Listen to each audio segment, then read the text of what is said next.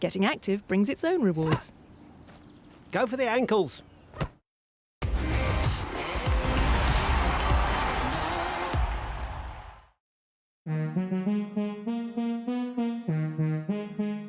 I'm not fighting no more.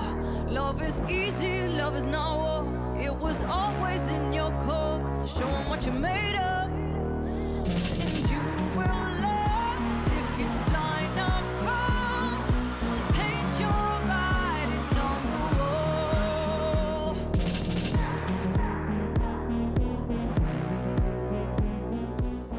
Welcome to our second live game today from the Emirates Arena. It's Pulse against Thunder. We've seen some surprises in the Super League over the past few weeks, and who knows what will happen on this Easter weekend. We've got 5 games today, 5 games tomorrow, 6 points up for grabs for every side. I'm here with Tracy Neville in Tamsin Greenway. Tracy, we've got to start with you again and talking about Manchester Thunder. What will Karen Gregg's message be to them going into today's match after losing to Stars last week by 3 goals? I know, it is a game to get through, but Pulse are there on the background who, you know, they've got Agbrazy back in that defensive circle who, you know, they actually made an impact on Thunder last time at the home game. They started really, really well against Thunder, started churning the ball away, and it were only characteristic errors that Thunder were able to pull away. But Thunder are a new start today. They're playing a couple of new players in the circle with Cardwell and Airy on the goal defence. So what do you make of that? I'm actually quite excited. I wanted it to change it around early on in the season when they play Celtic Dragons, just to see what these other players to do. Is it too late? No, of course not. It's a game where they've got a tough weekend out there. There's a lot of demand on players, and also, is it a key that she's done it so Loughborough can't actually get a final look at them before they go into the game tomorrow?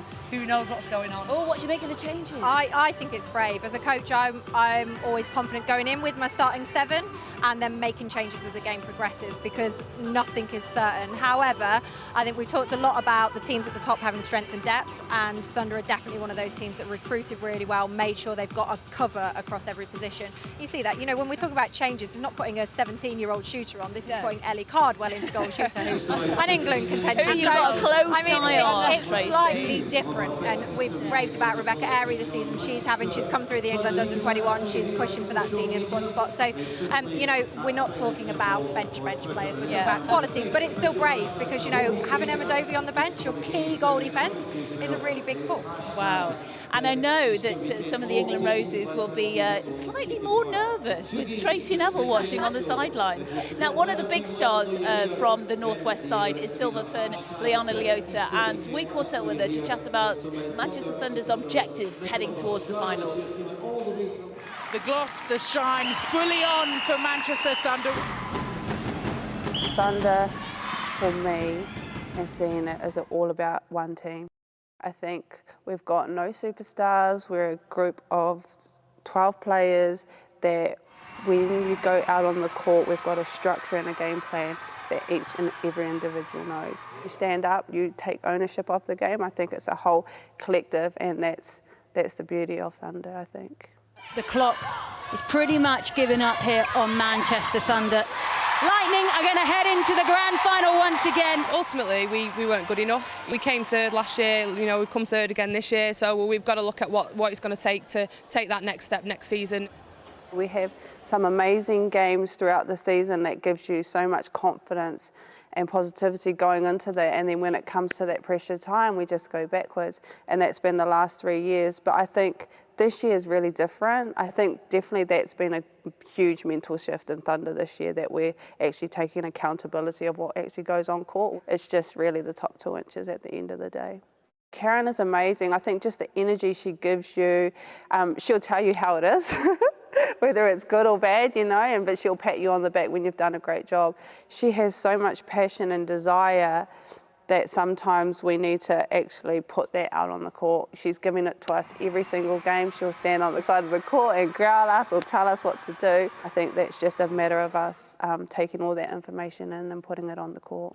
You're incredible. How do you keep that intensity up through the whole game? Oh, to be honest, I thought it was a poor performance. You are tough, tough to please, aren't you? Yeah, well, when you want to be the best and you want to win, that's what you have to do. I've always been self-critical. I think I've had great coaches and mentors that say that, you know, you can always look at the positives, but at the end of the day, it's what you did wrong within that game. We enjoy our success, but we know that in this league, it's changing. Like last week, how many people lost? We did. So you just can't rest on your laurels. You've got to back it up each week. I think we needed it. You know, we've only lost to Bath and Loughborough, but they were really good games. Our stars brought it to us. That's it. That's been the key thing, complacency, taking things for granted, not putting in the hard work. For us, it's going back to the drawing board, starting again, and just tweaking those little things that we didn't quite get right, because I think against Pulse, and especially against Loughborough, we're going to need that. For me, it's just about Thunder. It's about getting to that top 4 and then obviously winning. We've come 3rd, 4th the last 3 years, and that's something I don't want to have to revisit. So definitely that's my focus coming forward. Tamsin, how good is she? What does she bring to Manchester Thunder? Yeah, she's world class. I liked how she went, there's no superstars in this team, and I'm going, apart from you are. Yes. And Mavula is. She's fantastic. Played at Silver Ferns, amazing wing attack, probably the most creative player in the league. Okay, let's have a look at some of Manchester Thunder's results in the Super League over the past few years. Taking back to 2014 under the guidance of Tracy Neville, winning the Super League title. But since then, 15, 16, 17, 18, not making it, not winning the title, getting very close. It's all about getting to the final. Tracy, what's been going on? I think everyone's always said, Thunder in a final, you've got to keep them away from the final, because in the final they'll come out and win because they can turn a performance around. However, getting to the final is probably one of the hardest things to do. That semi-final is probably the nemesis for a lot of teams. You know, that's the one that is probably the one that you're more wary of, you're more nervous, the pressure's on you, because when you're in the final, you go out there to really play great netball, and I've seen that over the years. I've been in semis and knocked out. I think Karen's in a great place, because when I took over Thunder, they only ever got to 4th. Now she's been rebuilding to 3rd. Is this their year? Who knows, because there's 4 other teams who want the same position as well, and it's probably more exciting and more challenging than when probably me and Tamsin were coaching a few years back, because there's more teams who are more competitive, and the bottom teams are taking off the top teams as well. So for me, the pressure's on for all of them, and these games today, which are you'd think would be easy games 4 years ago, are not easy games, because the bottom sides want to finish as high as they can in that table to get them the access to the best players next year. Yeah. You mentioned Karen Gregg and what a great job she's doing. She's with Hannah right now. Karen, after that surprising loss to Stars in round 14, how big of a comeback are we expecting to see today? You know, we've had some honest conversations this week in training, and everybody's put their hands up and taken responsibility, including coaching staff. So we expect a good bounce back. You know, we've had a really positive reaction to it in training, both on Tuesday and Wednesday this week. So hopefully, you know, the girls will put out a performance that they know and I know they're capable of doing. You're, of course, top of the table, Pulse bottom of it. Is there a danger, though, in underestimating them? Definitely not. I mean, you look at the league over the last few weeks, and, you know, some of these lower teams have taken big scalps. You know, we look at Pulse a few weeks ago taking Mavericks, and there's no easy game in this league anymore. So we're definitely looking at it as, you know, this is a must-win game, and we know that with the combination they've got out there, which I would say would possibly be their strongest starting 7, it's going to be a really tough game for us today. It is a must-win game, like you say, but you have made a couple of changes to your starting 7 at either end of the court. Yeah, we've got Ellie in at shooter. She offers us a little bit of a different game than Joyce does. You know, Joyce had a fantastic season. You look at Pulse's starting 7, and, you know, you've got Naguera there at the back who, you know, you kind of look Malawi against each other. So we just wanted to throw something in a little bit different, and Ellie's been coming on and doing a really good job for us these last few weeks. So I think warranting that start position and just offering us something a little bit different. What's the main message to the girls going into the first quarter? Just going out there and you know, enjoying it. We're not a tippy-tappy team that, you know, are all over each other, but we've got to be all about the voice tonight and make sure that we're connecting from that first whistle and we're consolidating any ball that we do manage to turn over. Well, it is, like you say, must-win game, such a tight table. How important is it to set yourself up today with a win going ahead into your match with Lightning tomorrow, which is a really crunch game? Yeah, it's a huge weekend, you know. I don't think any team's got it easy. So ultimately, we're going to hopefully try and rest some legs here and there, but we know that we've got players on the bench and players that are starting that can offer us different things and throw out different combinations. So hopefully we'll get the win under our belt today and we can rest some legs tonight and have a good game again tomorrow. Well, good luck today. Thanks, Karen. Thank you. I think we've really got to underline how big today's game is for Manchester Thunder, because tomorrow, as Hannah mentioned, they play Loughborough Lightning, which is a massive game, but then in the next couple of rounds it's Bath and then it's Storm. So would they be looking at today as the possibly easier points to obtain? Yes, it should be the easier points, but I think going back to their loss against Stars and how important this turnaround is, there's a point in every Champions season journey when you're going for the title, and they are going for the title, that it cements the season. And I think last week was that game. You know, it's better that it happened to them then than happening in semi-finals day. So I think today you will see a really crisp, polished performance from Thunder that will go out and actually really take this game to Pulse, because it is the easier game. They should win it. They know they've got to win it, and I think they've got the players in there that will stamp their authority. What kind of style are they playing against with Pulse? With Pulse, it's a bit of a haddock team, because obviously Keenan comes out, she puts new combinations on there, but it looks like she's gone for a very experienced line today with obviously Neil and Semple. You know, she's gone for a stability, consistent shooter, but also someone that can actually get ball to them with Neil in there. And obviously you've got Rose Morgan-Smith in the middle, who's just like the engine who persists and persists. So from my point of view, I think they'll be on for something here. And you obviously got Agbraze, who's been out for most of the season, who's coming back. She wants to obviously play some of the best netball, obviously building into the World Cup. So you're like, I actually think they're going to have a tougher time than they think, and that tippy-tappy netball, I think, could come in today, because I really do think that Pulse may stop some of that flow that they really want. Okay, let's find out the thoughts from their head coach. He's with Hannah. Tiara, you had a huge win against Mavericks a couple of weeks ago. You've got another tough match this afternoon. How are you approaching Manchester Thunder? I think every game's a tough match, but I think one of the quotes that we used prior to coming out on court was win the moment in front of your face, and if it's a challenge, then you're going to have to, you know, deal to it. And I think that's all we can do at this stage. I think we showed a couple of weeks ago that you know, people are beatable, and that we have got a game that we can, you know, be a winning game. So, you know, coming into this, we've got nothing to lose other than give it our all. Since Emma's returned to the side a couple of rounds ago, how much of an improvement have you seen, and how much of an impact has she had? Well, I mean, she's a class defender, and so that's always been great for us to have that experience in there. I think the team has moved on from when Emma last played, and so her injection into the court has just steadied us a little bit. She's a great role model, you know, in trainings, and she gives a lot of feedback to the girls, so that's been great. Where do you see the key battle being on court this afternoon? Right throughout the court. I mean, they're a class side, and so we've got to be on our game, and I think that's what our approach going into it. It's got to be, you know, self-responsibility and make the most of every opportunity. Well, we're certainly looking forward to it. Thanks very much. Thank you. Just to remind everybody at home, if you are just tuning in for the first time, or watching netball for the first time, London Pulse are a brand new side, a brand new franchise in the Super League, and it's a big ask to get up towards the top half of the Super League table. They're bringing in players from all over the place. What kind of job has Nat Seaton done? What kind of job is she doing, and what does she want to achieve with London Pulse? I think there's always a couple of things when you start a brand new team. A, get the players and the coaching staff together. Then it's all the other stuff, the commercial side, the building the youth, the building the brand. And they're doing it very well. They've had some scouts. They took Saracen Mavericks the other day. They've run teams close.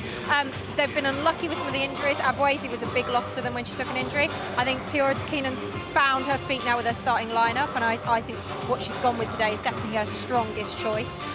Chiara Semple and Slater in the circle have had to build their new combination, and I think they've actually started to cause lots of problems for teams. Slater's been really dominant under the post, and Chiara Semple will shoot from anywhere, which we all love to watch. So I think it's taken their time this season, but they're actually a team that's going on the up. They had a close game last week against Surrey Storm, that big win against Mavericks, and they will take it to Thunder because, again, they're a team with nothing to lose, and it certainly is the year of the underdog for me. I mean, if you look at it, beating Mavericks is a huge scalp, Tracy, so you just never know.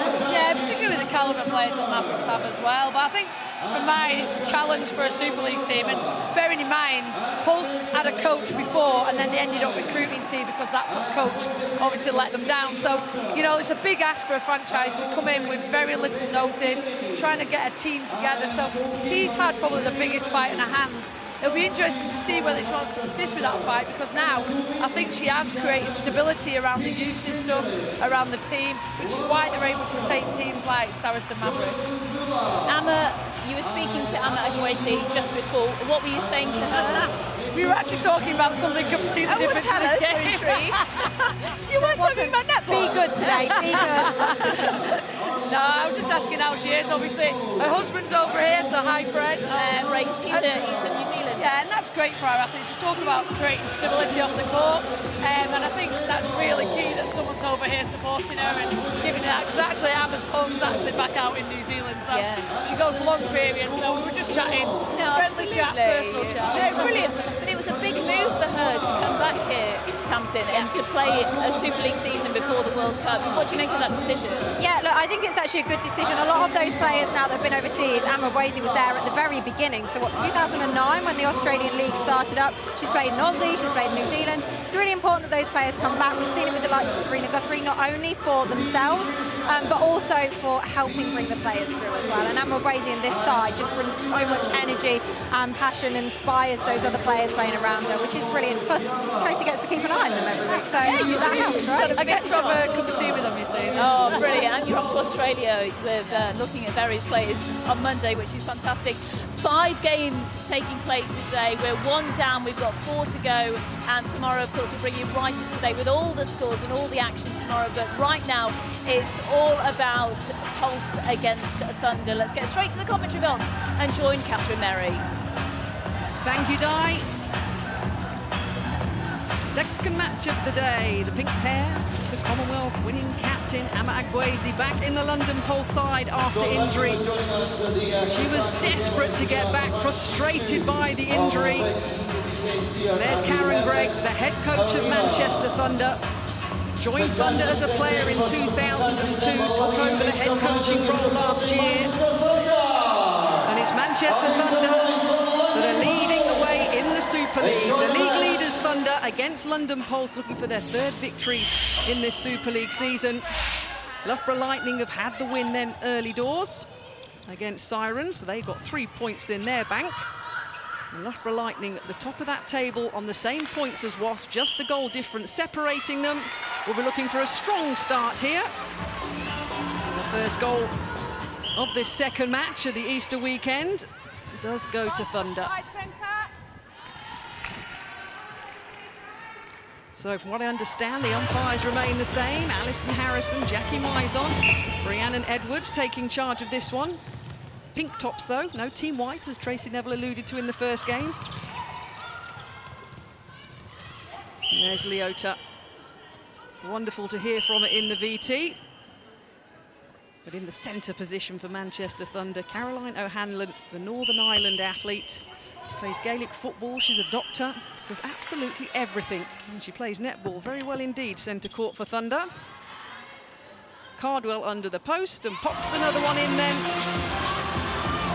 So Tracy Neville has come up those. There's always more steps when you come up the second time, right? I really need to do some stair running in my training. But of course you're excited. Di's alluded to the heritage and the connection that you have to Thunder.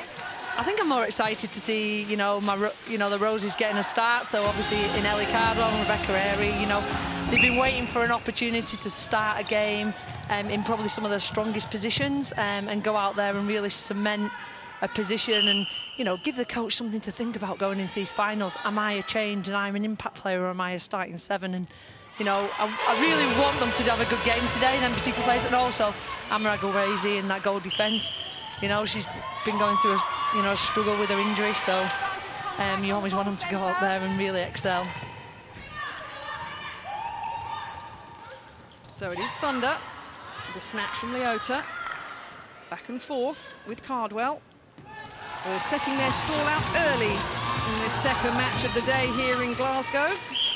Yeah, and I think the speed of the ball will be the key in this particular game. Get the ball down, don't let the defence set up. Like that instantly, just that 1-2 ball in. That's what they want, and I think that's what Ellie Cardwell offers in strength there. She's stable in that goal shooting circle and is able to prop an Asford ball, similar to what that Barry, the young shooter, did in the previous game. So Agwezi on the ball. Nice Ball into the shooting circle. Lots of nations on display here throughout the two sides. English players, of course, Jamaica, Northern Ireland, New Zealand, Malawi. I love the diversity of our league now, and I think that's where international netball's going. It's about bringing all styles together, bringing different people, different cultures, experience different communities, and I think that's absolutely vital for changing up world netball, and it's so exciting. It's probably not as exciting for us at the top now because we've got a lot more competition, but it is so exciting for the fan and the public. Chantal Slater in the goal shooter position for Pulse, popping one in, the Jamaican.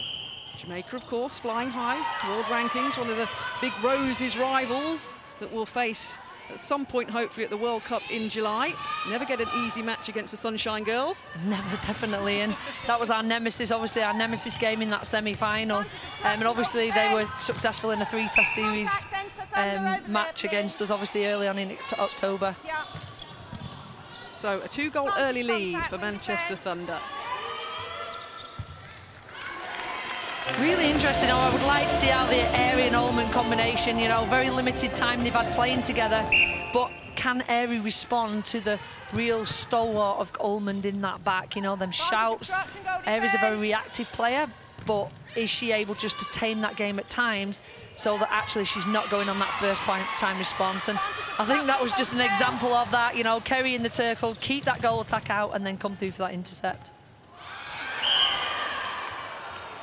I don't know how many passes they did, Tracy, between them, O'Hanlon and Leota down the sideline. It must have been 3 back and forth, yeah, getting the job done. I think that's a real strength against a team like this who, you know, want to go on ball. I think just that little key, look, that quick ball from Turner all the time, just to playing it into them deep pockets. But I think Agrabazi, her experience at the moment is, well, actually, I'm not going to let that feed now go easily in. I'm actually going to start challenging and dropping early to circle. And Parata talked about that earlier on in the game, about that on and off, playing on and off. And Agrabazi can change a game around, as you've seen she does at international level. Oh, Turner down. Be interested to see where this game goes, Catherine. You talk about the one before where it was just a get-through game for Loughborough, but also a confidence game, and they didn't come out that very confidently. Interesting to see whether Thunder have the same perspective today against Pulse, or whether Pulse are the ones that are going to come out with that confidence of playing well and keeping them to a scoreline that is acceptable to lose at or acceptable to win at. Well, Thunder averaged just over 62 goals a game this Super League season, having netted 870 coming into this round 15 match. So we know they can pop them in. Pulse pop one in and bring it back to 2. Under 10 minutes remaining then of this first quarter. O'Hanlon forever busy. Oh, she loves a little bounce pass. Yeah, I know. But I think that's the work done by Toner and Long out the front. You know, at the moment they're allowing them diagonal forward options to be go through. Quite cheeky from Ngueri there on the post. It normally works, but she mustn't obviously have stepped on court before it actually picked the ball up. But yeah, I think Thunder won't let her do that again. She's gone early with it. She's marked a card with it now. She's gone in the first quarter with that try. So Jackie Mizon in the pink, shouting the instruction. Pulse trying to get into that shooting circle. Yeah, and a great hold by Slater. What she did is allowed Semple to do that run around that we like from our goal attacks, and then just played that, Long just played that ball, obviously, over the top of the defenders.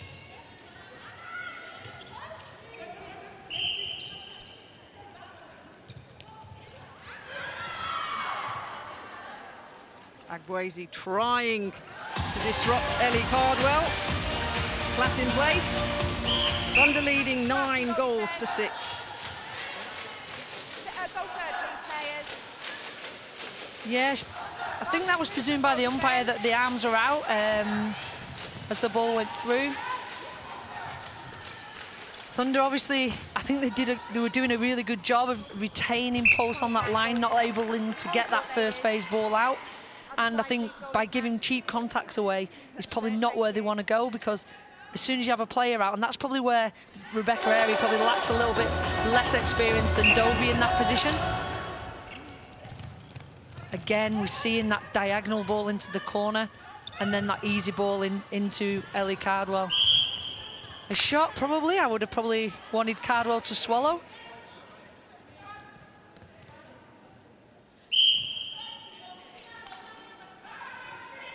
Naguira stands by. And another free shot for Catherine Turner. Probably the most excelling goal attack in the Super League. You probably is the only one you don't want to be giving free shots to. So pulse centre pass, contact called. Again, that attacking contact we talked about in that first game. Team Pink, who are standing out at the moment, you know, they're not liking that. They want to see it clean. They don't want to see you screening, blocking, stopping people run, or hindering play in any way. Don't know if it's a good thing, probably something I probably need to look at probably a little bit more to see if that's going to be the impact on the international game, because we're probably going to see a lot less contesting, which is that good for the game? Probably something that maybe needs to look down at the end of the season. And Team Pink are now proper warmed up after the first game as well. So these two sides have now got the umpires warmed up. They're ready to go even more after having already umpired an hour match previously. Well, yeah, because we had 2 replacement umpires on the last game. So these umpires are probably going to be fatigued by the end of the game. We talk about staying power. They're going to have some engines on. We had 2, I think there were 2 calf strains in the last from 2 umpires. So God knows what's going to be coming out tomorrow. But no calf strains for Ellie Cardwell in that goal shooter position for Thunder. Leading 12 goals to 7. Just over 6 minutes remaining. Abwezi back on court, looking to get back into the groove of the Super League. I love the style of defence from Thunder then. I think Caroline just put herself in a probably not the best position for Thunder's defence. She left herself too wide, and I think if she'd have been a little bit more central on that defender positioned on the inside, I think she could have took that ball to Semple and probably stopped that ball getting through. And the usual triangle from Thunder, out to the corner, swing it back to the top, and then to Turner. And Turner, that was probably a shot that probably they needed, and probably is not one that in the last 5 minutes you wanted to give away. Contact, goal defence, out there.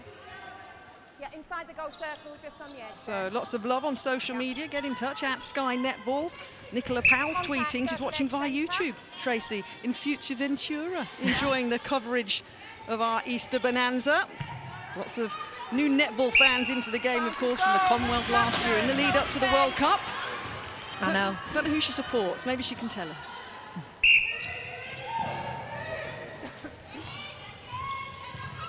I think the key for Thunder here is on these centre passes for Pulse is stopping Agwazi getting that ball. She's one of the instrumental ball carriers in the England Roses. You know, she brings the ball through. She's always there and available. And I think if they stop that kingpin, then they're having to look other places, and they potentially could change the structure of the Pulse attack going to circle.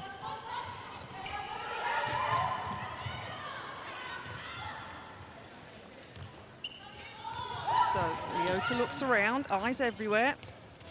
Nice patient build up. Turner patiently giving it to Leota, back to herself, and then to Cardwell. You talk about a possession game by Thunder then, but I really do believe that Pulse did a great defensive job and probably earned that little bit of intercept. They were teasing, they were testing, they were moving on and off. And I feel that, you know, just that little pop is probably the strength from Thunder. However, I do think Pulse potentially could have earned that intercept.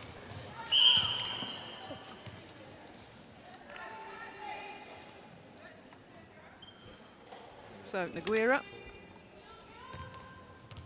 the Malawi goalkeeper, on court, waiting patiently for any potential rebound. Right on cue, grabs it and throws it away. I know, and Turner missing 2 shots on a run is disappointing for Thunder. However, it's one that Pulse has to capitalise on, because have they got in the head of the shooter? Well, potentially. Can they test that head? No, because they keep recycling the ball back to Thunder. So actually, like now, she gets another shot on goal and it's a confident shot.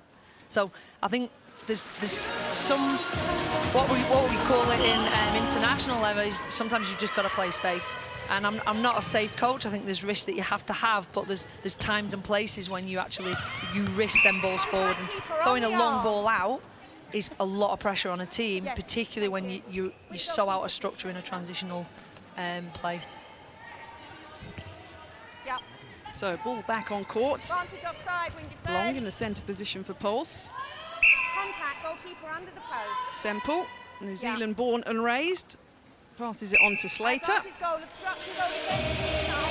And obviously the subs are warming up over there, and obviously keen and renowned for her changes. It'd be interesting to see whether she considers some change in this game.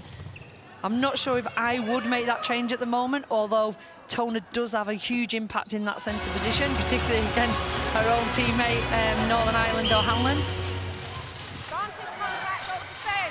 Player of the match, Danula Tona, when Pulse, had that win over Stars on the opening day of the season. So we'll keep an eye on those warming up, but we'll also keep an eye on the score because Thunder are now pulling away by 6 goals. Both teams having their benches, keeping nimble. And, you know, Tiora Kieran comes on the talking about consistency, skill level, and, you know, landing a ball and not turning fully and giving ball away is the skill level.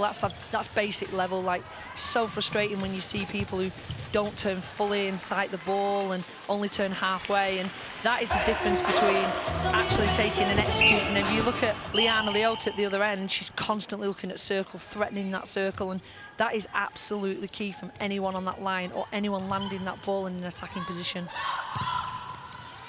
And it was Leota that put it out to O'Hanlon.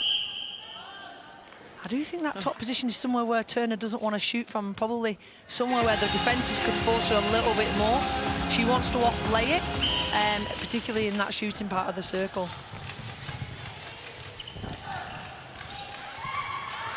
And you look what Thunder have done to Pulse there. They've pushed them all onto one side of the court, and the direction from the coaches, keep them there, get them out of structure, and what does Long do? Throw it off the back line. Aurora Keenan looks on with under 1 minute remaining till the end of this first quarter. A long ball to O'Hanlon. I do think there has to be a change here. I think at the moment, Thunder, Pulse are not able to slow their flow down or slow their play down. And that in itself is a huge pressure on Nguera and Agbazy in that circle. So the final few seconds of the first quarter, the Manchester Thunder lost to Stars. They did lead after the first quarter. Stars head coach Sam Bird said they had to disrupt the Thunder rhythm, and it worked for them on that occasion. But we're going to go after the first 15 minutes with Thunder having a lead, a 7-goal lead as the buzzer goes.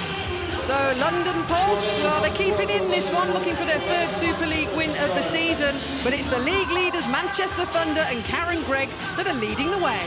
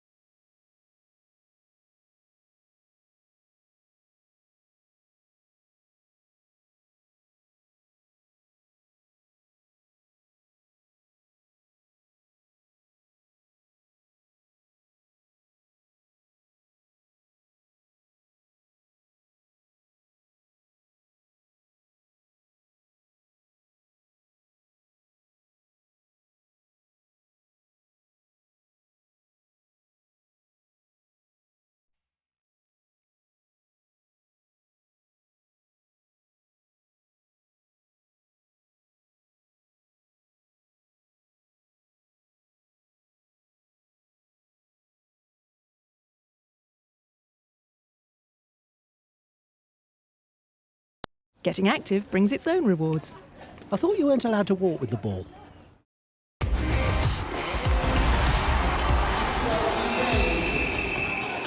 Welcome back to Glasgow. There's the huddle of Manchester Thunder. The two-time Super League champions have a 7-goal lead over London Pulse. There is Theodora Keenan, former Silverfern coach and player, of course, in charge of London Pulse, looking for their 3rd win of the season. And no changes from Pulse as they go back onto the court. Interesting, although Ashley give them enough coaching intel to say, actually, these are the changes I need to see in this quarter. We need to slow Thunder down. We need to get ball side, try and force them long diagonals, stop them getting them easy drives to the circle, and really starve them shooters of that ball. Offside, goalkeeper, free puck.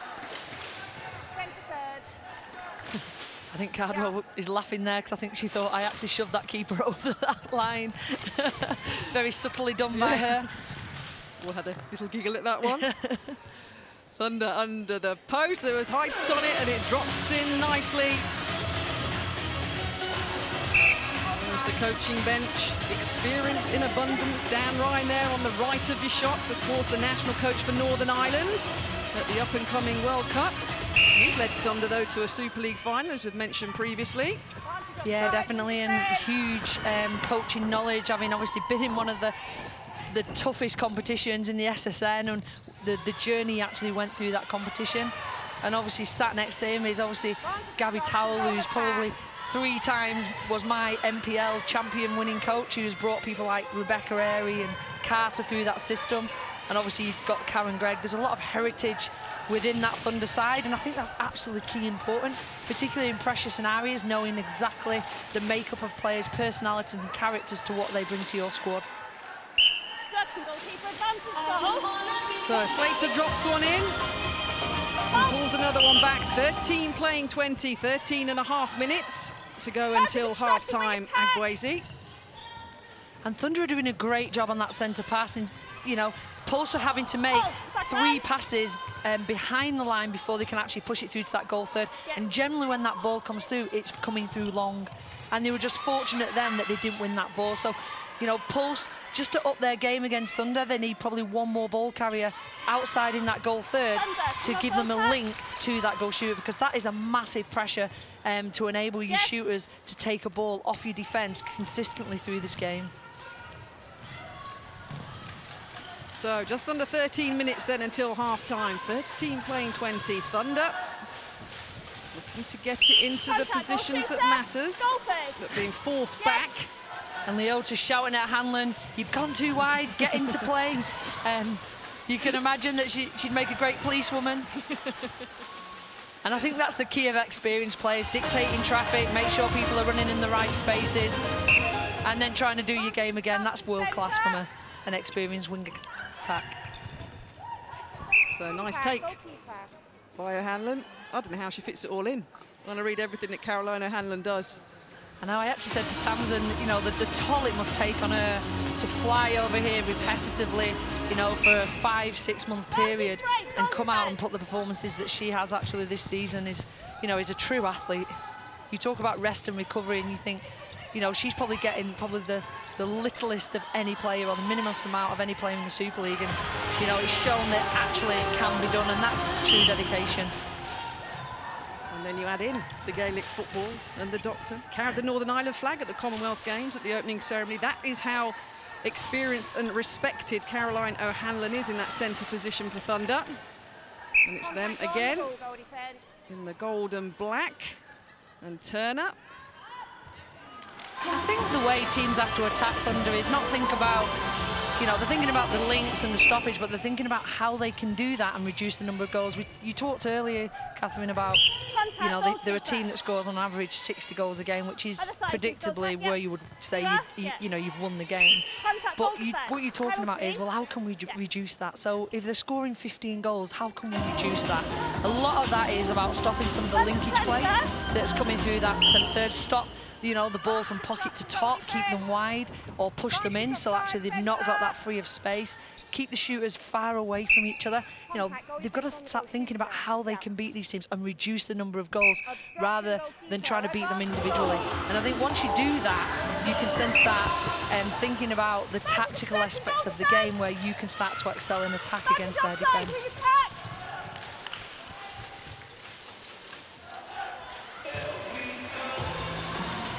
So Paul's pull one back.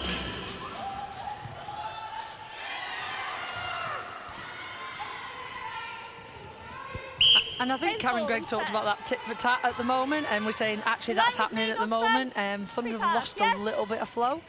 Full credit to Pulse in what they're doing with them in that centre third. They're stopping that free flow of ball going through, easy ball into the circle, the drop in the defender back in there. But they now need to look at opportunities as where they're going to either force error or come out and win that ball. No, it's contact outside. It was before the offside. That's obstruction, goal defence. Yeah. Obstruction called against Agwezi, and Thunder add another one to their tally. Known for their support and noise, the Manchester Thunder fans up here in Glasgow today, seeing their team leading by 9 with under 10 minutes remaining until half-time. I saw this when they played them in the home ground of Manchester Thunder earlier on in the season, and you saw that, you know, Pulse, once they've got their match-winning quarter out the way, so where Thunder potentially could win, they then start to relax and play some real clinical netball. And you think, if they actually started a game like that, like they did against Mavericks, they could actually do some damage to some of these teams in the Super League. Advantage, not set, goal defence. Oh, a beautiful goal by London Pulse, making it 17-25. That round 4 match that Tracy was talking about in Manchester. It was a 62-47 win for Thunder. So looking to do the double over Pulse in the regular season. Advantage obstruction centre, advantage obstruction, wing defence outside. Obstruction goalkeeper. And a great goal from Turner again, just playing that front position. I think Agabezi probably could maybe look at opportunities as maybe getting in front of Turner, forcing that ball over, challenging the keeper then to get ball side. So they're actually playing more of a dada. You've got a defender, attacker. So actually they're having to move the ball around, and if you could squeeze that centre court together, they haven't got that out. They haven't got that offload or that triangle that Thunder want to use, and at the moment they're just slow in reacting to that. Two lovely shots by Chiara Semple in the goal attack position for Pulse, but it's still an 8-goal advantage as one rolls in once again. And Cardwell looking confident in that shooting circle, and you say about players deserving a game, you know, she's a Rose player, plays at international level, but really is sat behind a true world-class player in Mivula. So, you know, today it's an opportunity, you know, come on Karen Gregg, I am in this to win it, and give me, this is the strength I bring to the game. It's all about taking those opportunities when given and making them count. Hanlon across the shooting D. Yeah, just came over the shoulder, goal defence here. Nice little move by Leota. Yeah. Obstruction goalkeeper. An easy shot by Turner. And you think sometimes with Thunder, will they get a little bit risque, try and get that ball in a little bit earlier to Cardwell? She is positioned in a great position, and you know, testing whether she can actually take some early feeds in. Oh. But out to court goalkeeper. Oh. Probably a decision I would have questioned there. I probably need to look on yes, there you are. Or get VAR to have a look at that one to see if actually her foot was out of court. Goal defence.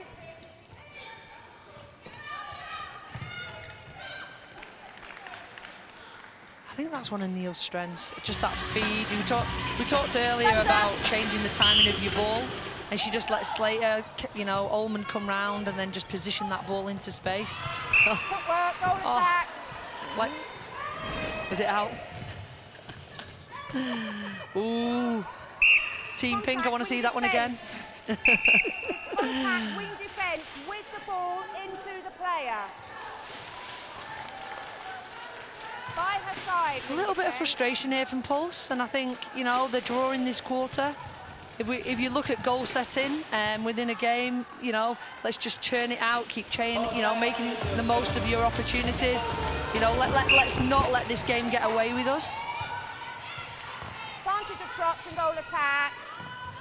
So Agwezi to Toner, to Long.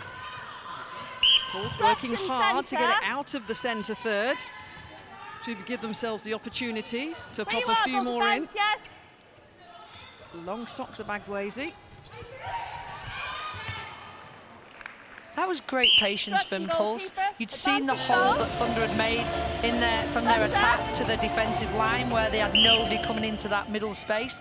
But actually what they did is they persisted through and got the ball in, and that in itself is a frustration for defenders.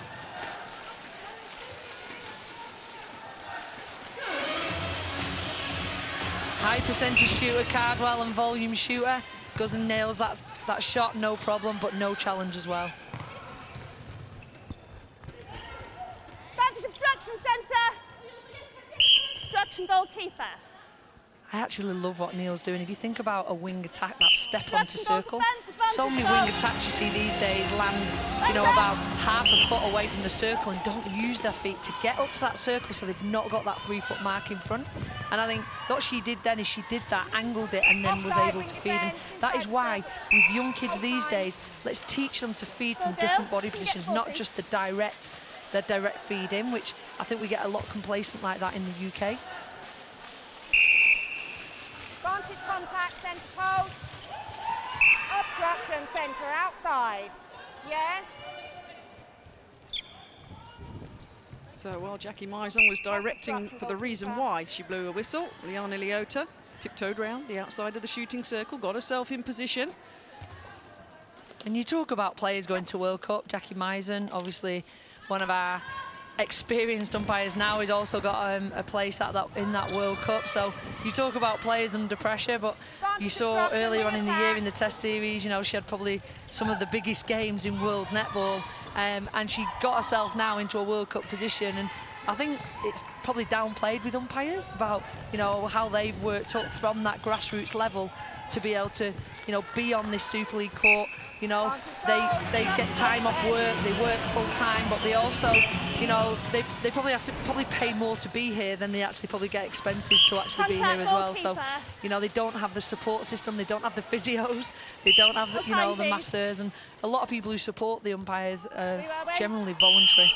And now, hopefully we can get to a point in our game where every single person is professional, and so are our umpires as well. Advantage obstruction, wing attack. We do have some of the best, including Jackie Mizon, Gary Burgess, Ian Fuller. The list goes on and on. And they're working hard today. Team white, team pink. You see London Pulse players in the background, warming up just in case needed, but we're under 3 minutes until half-time here, and Manchester Thunder have a 10-goal lead against London Pulse. Thunder, reminder, are league leaders.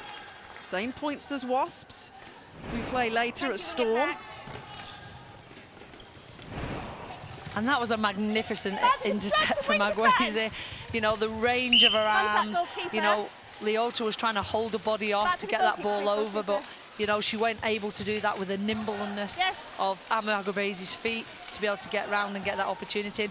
Amma's one of them players that she's aware of the scoreboard, and she doesn't want this score to run away with her, because confidence-wise, Sirens is a team that they want to beat tomorrow.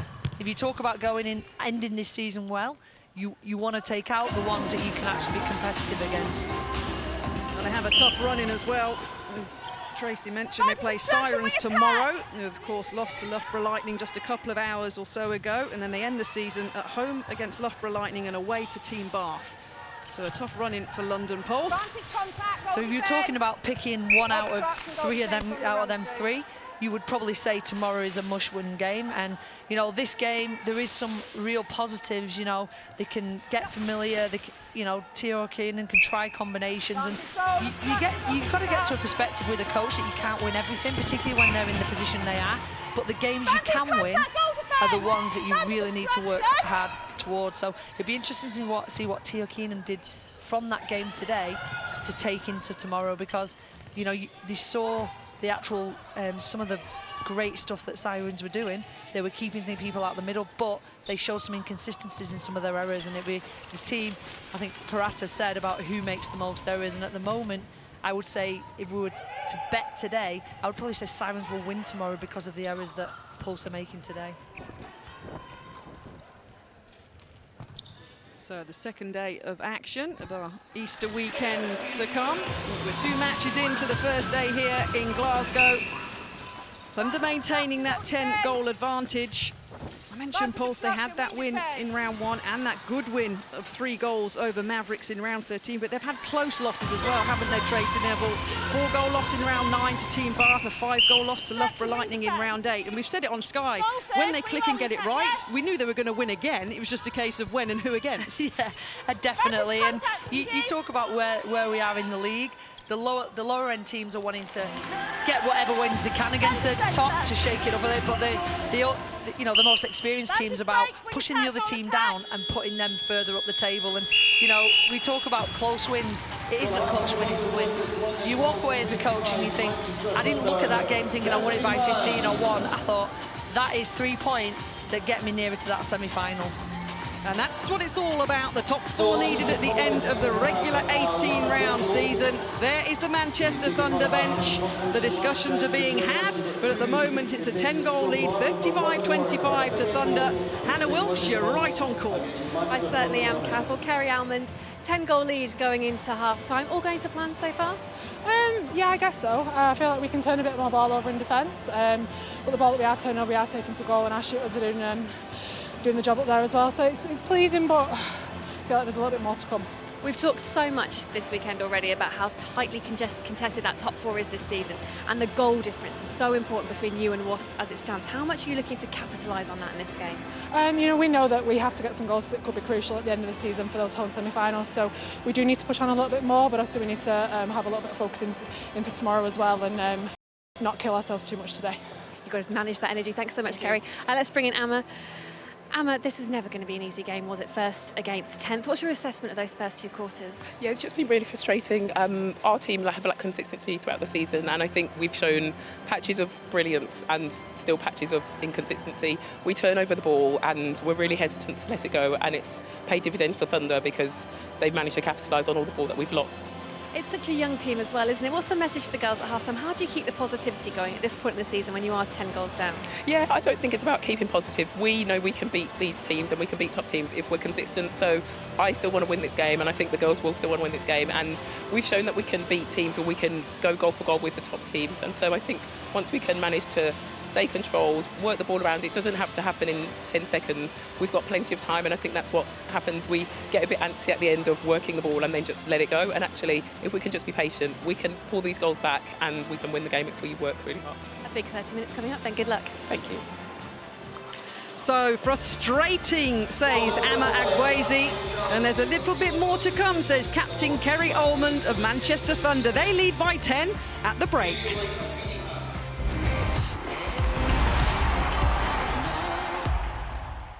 Getting active brings its own rewards. Lifting a leg. My speciality.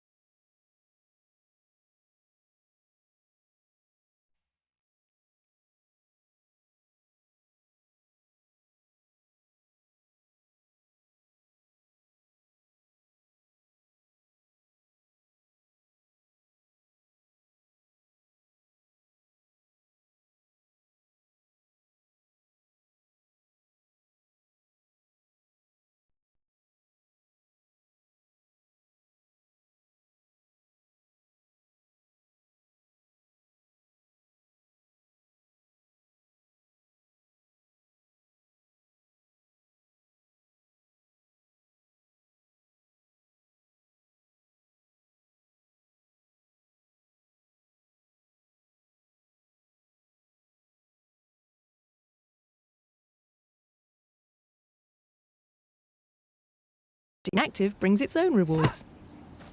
Go for the ankles.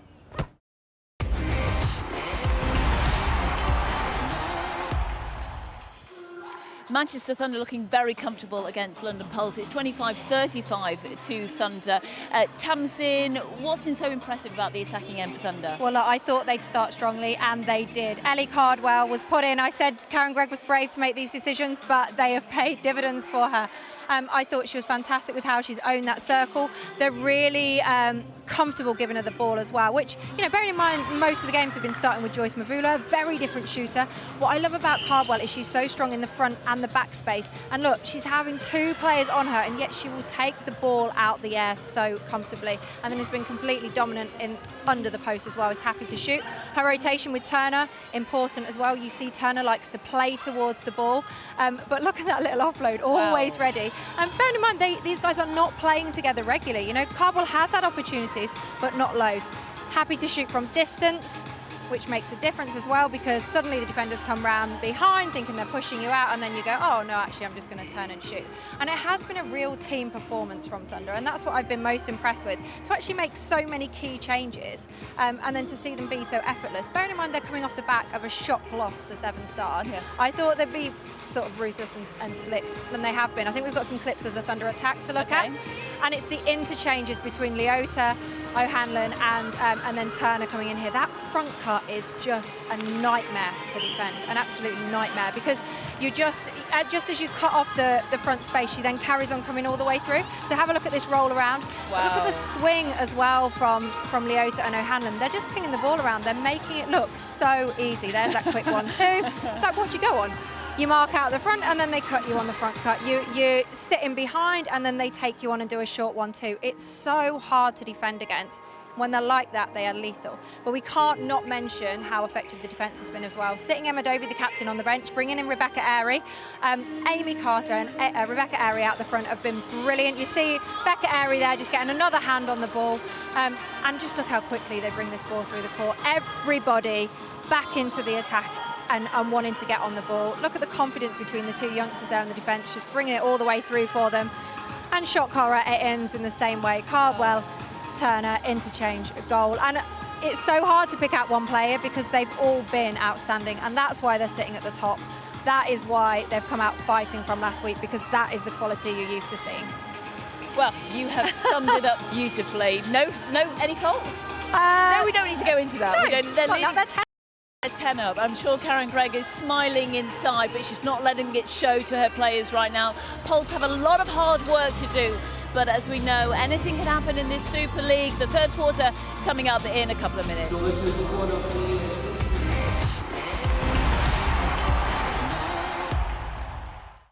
Getting active brings its own rewards. Oh dear. Won't anyone play with you?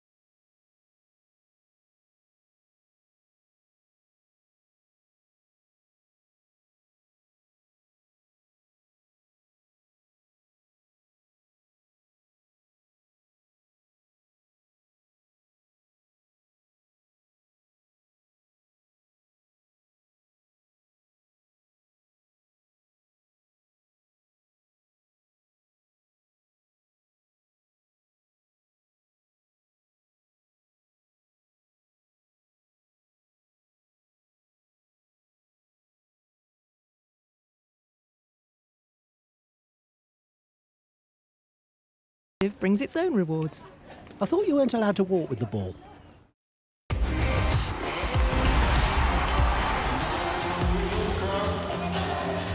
So welcome back here in Glasgow. Table toppers Manchester Thunder leading the way. Townsend Greenway, facts and figures. Well, it's more about the attempts, isn't it, on goal there. So Thunder with 42, Pulse only with 29. Both shot percentages are very good. But Thunder have just been a different class. They've been able to win ball nice and early on Pulse. They've really stopped the flow of that going into the shooting circle. They know when Semple and Slater get it, they're going to score. So it's all about early ball turnover.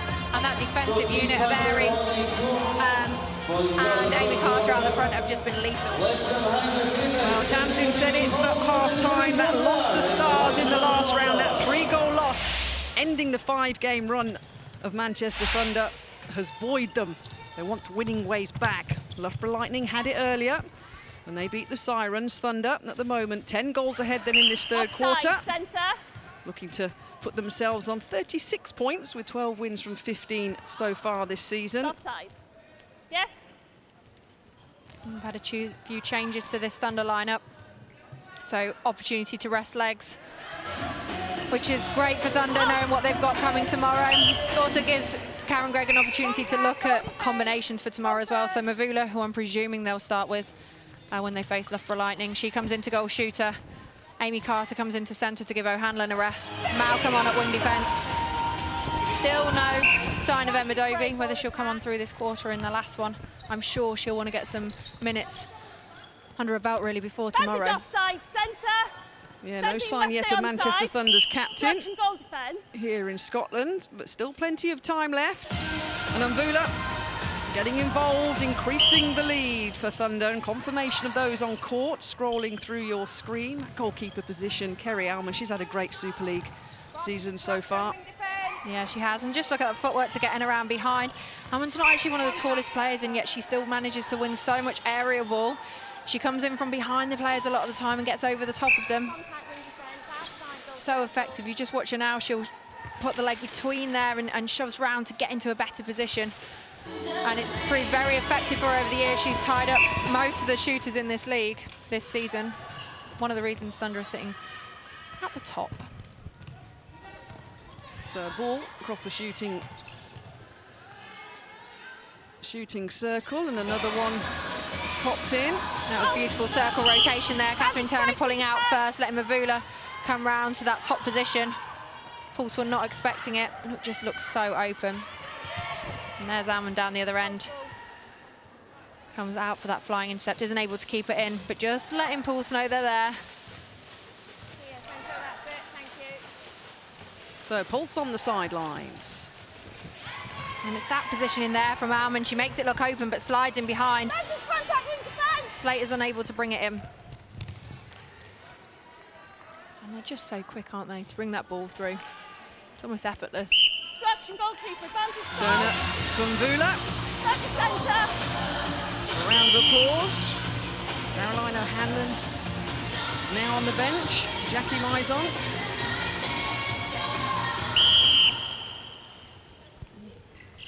And her fellow umpires keeping control of this second game.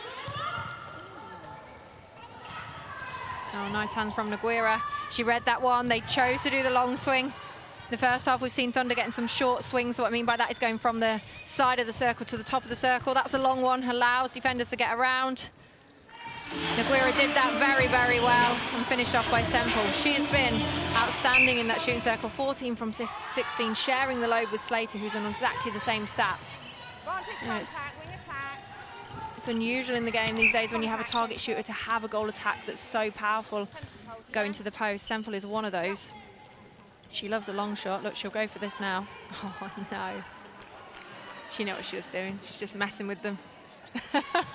Exactly. So when she goes there again, they'll think, no, she's not going to. Got to mix it up, that's what we say, right? Of course. 39 playing 29. It's still that 10-goal advantage for Thunder. Cullen there out wing defence, got Big Ash. She's come on at half-time against Liana Leota. Doing a better job already, though, in terms of Toner and Cullen keeping Leota and Amy Carter apart, so they've got to do that long swing. A nice shot there Two of the Malawi players, of course. Nguira in the goalkeeper position for Pulse. Trying to keep hold of Joyce Mvula in the goal shooter position now. Lovely acrobatics there by Leota through the legs to keep that ball in. First to chase it down, but just the fact that there were two other Thunder players backing her up as well. That's really important. You know, you've already got an 11 goal lead. Don't need to be doing that necessarily, but it just shows their intent. So just like the first match here on Sky, both these teams looking to get back to winning ways. And Thunder so far in the driving seat, 29-41, coming up to 10 minutes remaining of this quarter. Great defensive pressure from Pulse. Finally rewarded for the work they were doing around the circle edge. Got a held ball. It's definitely a quick 3 seconds, but when you're putting teams under that amount of pressure, you give umpires an opportunity to make a call.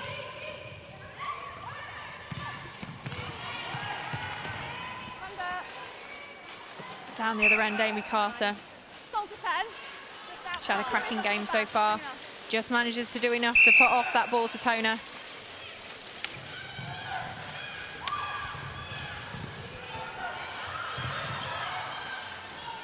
So Thunder using the width of the court, keeping the speed going, but Pulse making it a little bit harder when they get the chance for Thunder to get it into the shooting position. But then Catherine Turner once again pops another one in.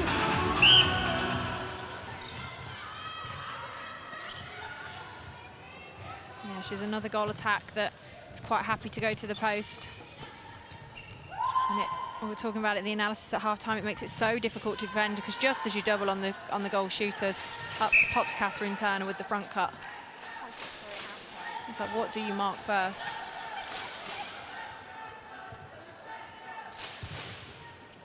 There's the long bomb. I knew it was there. It was coming. Well, she pulls one back. Oh, Turner with the space. Yeah, those quick hands to Leota. 1-2 before you even know it, which is why Amwabwezi was pulled into that sort of contact, because they've got rid of the ball before you've even got into position.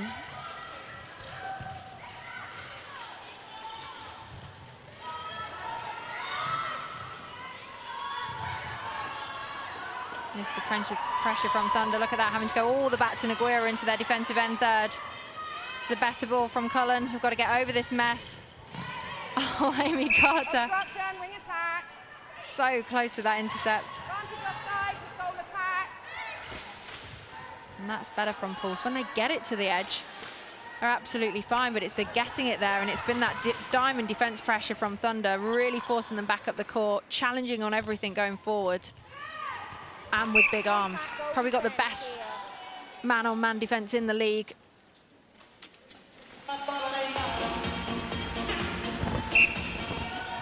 (31-43).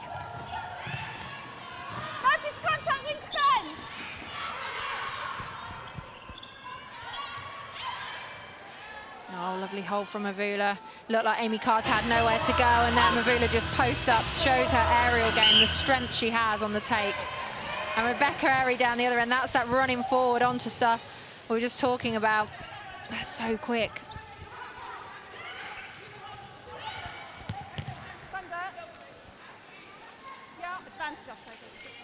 So the ball being thrown back in from about lane 1, because of course the athletics track is normally banked with the bends, but they're put down, of course, for the specially laid court for this Easter weekend.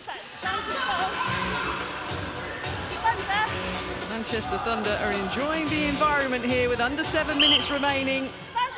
31-45. And the bench there, Thunder looking quite quiet, but probably quite content. You know, they haven't had many problems this afternoon. Pretty much had it all their own way, built the lead, kept it going, managed to make changes. Toner, though, just showing what she can do. She's known for her intercepts in the game. She can come from anywhere. The speed and her vision to intercept a ball is incredible. Vantage contact, goal defence. Contact, goal defence out. It's inside, sorry, it's inside the goal circle, yeah. 6-10 so far then in this third quarter. Remember, it was 25-35 at half-time. And it was the difference, wasn't it, when Kerry Alman was talking to Hannah, saying, actually, we do have half an eye on our big game tomorrow against Loughborough Lightning, where earlier, Loughborough Lightning were like, no, it's all about this game. You could just feel a slight difference in intensity at this moment in time. Different in mentality, and it's something that I always used to talk about the players. You know, it's not a disrespect thing. If you're honestly going to stand there and tell me that you're going to be titles contenders, then you need to put this game to bed today. That's not disrespectful. You still need to go out and do the job. You need to do your homework. You need to play better. But if you're title contenders, you're beating bottom of the table. That's the reality, and that's what they're showing today.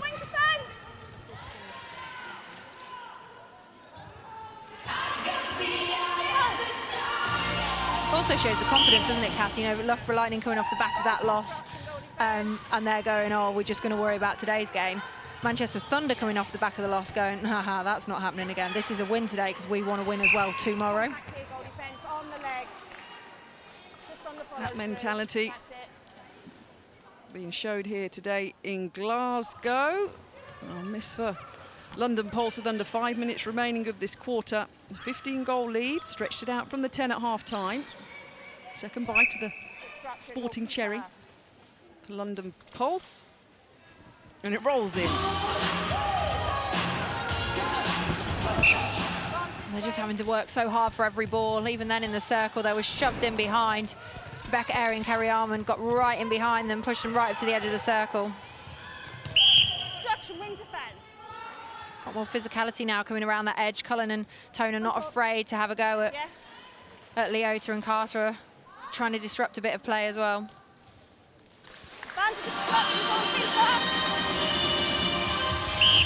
It's interesting, isn't it, Tamsing? You were talking at half-time to Di about this new franchise, London Pulse, and Tia Aurora Keenan coming in, but of course she was Team Northumbria's head coach before she took the role at Pulse, and she brought players Semple, Neil and Guira with her. Yeah. So she has some experience with these players. Is it just a case of she's now got to blend them with new players, younger players? But then Amag Gwezi is a Commonwealth Games gold medal winning captain as well, so the experience is there. And Slater's been in the Super League before. She's Jamaican international. You know, this is not, we're not talking about a bunch of kids they've maybe brought through or new players brought into this league. There's so much experience and exposure in there. Toner's been with T before as well. And look, I think it's like anything, you know, when I've been asked about how Wasps did it, every team and every situation is completely different. And I think when you heard Leota speak at the start of the show about not making excuses and understanding that, you know, when you're going wrong as well, it's so important because you're building something. So Pulse will, you know, they've had to work hard this season. They've had to build combinations. But for me, they're on the up. It's showing they've got to show the consistency, and that does come with having a consistent starting seven as well, and consistency in the changes you make. And you often see this team having a lot of different changes, a lot of different units, and that's hard to deal with too. No, I'm not.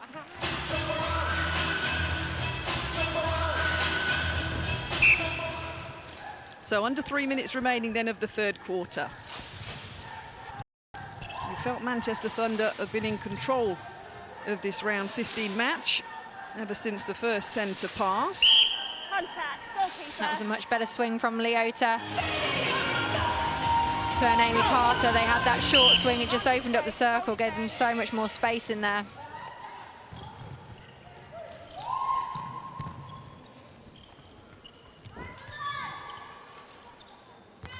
And it's stuff like that from Slater.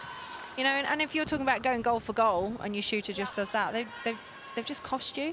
And there are times and places for it. Sometimes you just got to get the basics right before you start with your tricks and your flicks. And that's the frustrating things for a coach.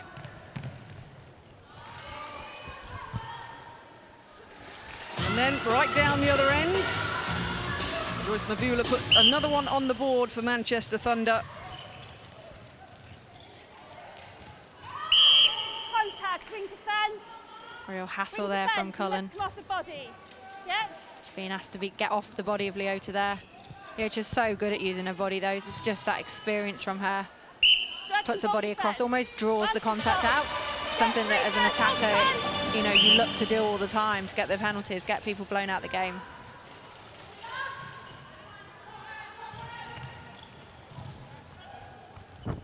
So Thunder so far this season have done the double, as it were. Double win over Mavs, Wasps, Sirens and Dragons. It's all about getting into that top 4. They're in the driving seat of this match here today. Now have an 18-goal advantage with 1 minute remaining of this third quarter. Agwezi, though, wrestles it, grabs it back. Pulse really trying to take it through the centre third as quickly as possible. Oh, long ball from Agwezi, great vision. Saw Slater wide open under the post. There it is, just loops it over the top.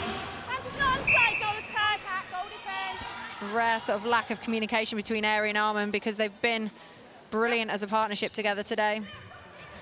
Oh, and there's Amy Carter. Just makes it look effortless.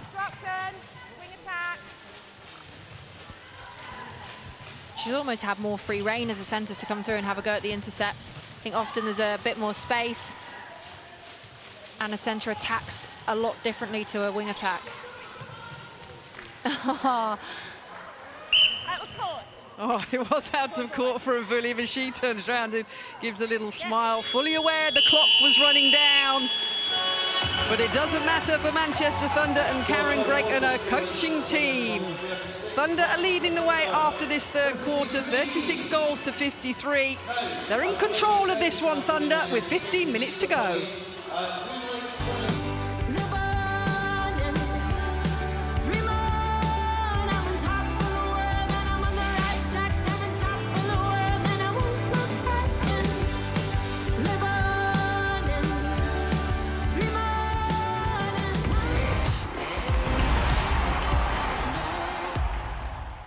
Getting active brings its own rewards. Ah, lifting a leg. My speciality.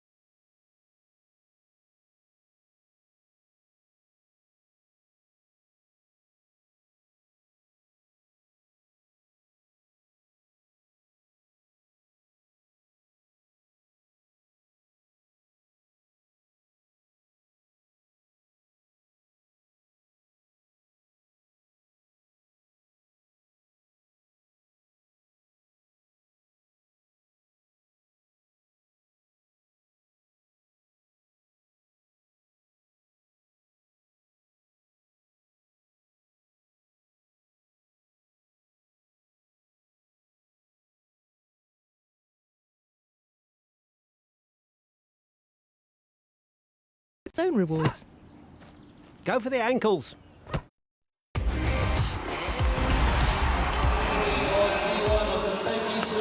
So the final 15 minutes of London Pulse and Manchester Thunder to come. And it's the Super League champions in 2012 and 2014 that are leading the way, 53 goals to 36. It would take a huge effort from the London franchise to turn this one over, because Manchester Thunder, Townsend Greenway, have just been in total control since the beginning of the match. Yeah, they look like a title contending side, and it's no surprises. We've seen changes again going into this last quarter. That's 11 players now that have been able to get onto the court this afternoon. They've looked solid in every combination. They've got in complete control. They've understood what they're trying to do. And that's why they've got such a big lead. Contact, wing defend. When you have a defeat like that, I remember 2 or 3 seasons ago when you were obviously the head coach at Wasps and you had a surprise defeat. Oh my God, Wasps have actually lost. But I remember you saying, I don't know whether you said it on air or off, and I hope you don't mind me saying, but you said, you know what, sometimes a loss isn't a bad thing. It refocuses the players, it refocuses our goals and our vision that we have, and it keeps that intensity and the drive there. I can honestly say you can come off the back of wins and it being worse off than if you'd actually lost, because it goes a little bit back to what Leota was saying at the start, and I totally believe in this. You have to understand why things are happening. So when you've had some games where you've won, but they've kind of been get out of jail games, it's not helpful for the team, because it always gives them an excuse to go, oh yeah, well, we won anyway, rather than, you know, you take a loss, and in a journey, it really matters. Now, if you can make your team believe why it's happened, and you can fix some stuff, it's sometimes one of the best things that can happen. And I think for Thunder, that was really important last week, because it happened against Stars. No one saw it coming. The players will have gone away and gone, guys, we cannot do that again. And look what they've come out and done today. Indeed, 55 playing 37, confirmation of those changes. Just scrolled through there for Manchester Thunder. Yeah, no surprises to see Emma Dovey onto the court. She will want a run out before tomorrow. Ali Cardwell back into the goal attack position. Laura Malcolm coming into wing attack as well, giving Leota a rest. It's so hard because we talk about resting players before tomorrow, but as a player, I used to just want to play every single every game. You back yourself that you're fit enough and you can recover well enough for that to happen. Mavula smiling there. It was a good try from Amy Carter. She looked for the long bomb into there, bounced off the post. You know, when you've got that lead, when you're almost 20 goals up, why not? That's the difference. Then the tricks and flicks can come. I used to say this to the team all the time. Last quarter, 20 goals up, do what you want. Until then, get the lead. It's like in my athletic days, athletes would talk about, when I get to the final, I'm going to do this. Hey, here's an idea. Get to the final first, show us, or otherwise you're going to look a bit daft. Yeah, that is Get it done first. That's big talk, isn't it? Vantage contact. Well, Thunder are bouncing back wonderfully well from that round 14 loss to Stars. As we've already mentioned maybe a few times today, they play Loughborough Lightning tomorrow. And they'll finish their season at home to Team Bath and away to Surrey Storm or Manchester Thunder. And of course, this goal difference is huge for them as well. Going into this game, they were only two goals ahead of Wasps, which is the only reason they were top of the table. Putting on a big score now. I know Wasps have just started their game at the Rico. They're up against Surrey Storm.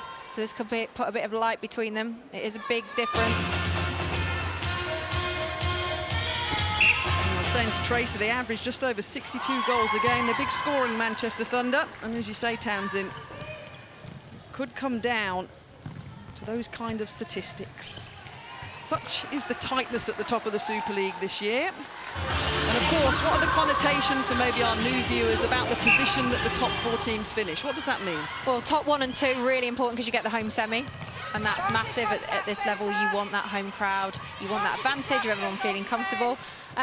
Usually, you know, the top 1 then will play the easier semi-final because you'd have the 4th position. This year, I'm not sure we can call it because it's been so open. And actually, I don't necessarily think some of the teams match up that evenly. So, for example, a Thunder might not want to play a Loughborough in a semi-final. They'd rather have a Bath or a Mavericks. You know, it all depends on who your player matchups are. But you do want 1 and 2. There's B. Skinsley coming in for Amawabwezi. And Cullen looking for the long ball, but Emma Dovey straight into position. So Thunder on the charge, coming up to 10 minutes remaining of this second match here in Glasgow. And yeah, we've just got information about the Surrey Storm Wasps game. So Wasps are 10 up already against Surrey Storm in that first quarter, 15-5. So they have also put their foot down this afternoon. And that's important. It's important to send a message. I was with the team this week, sort of saying, you know, it's crunch time now. This is about you guys. Putting down pedestal, going, right, this is what we want to do. Putting down a benchmark. That challenge there from Tona. She's not giving up, is she? But Amy Carter's been so strong. Look at that cutback from her.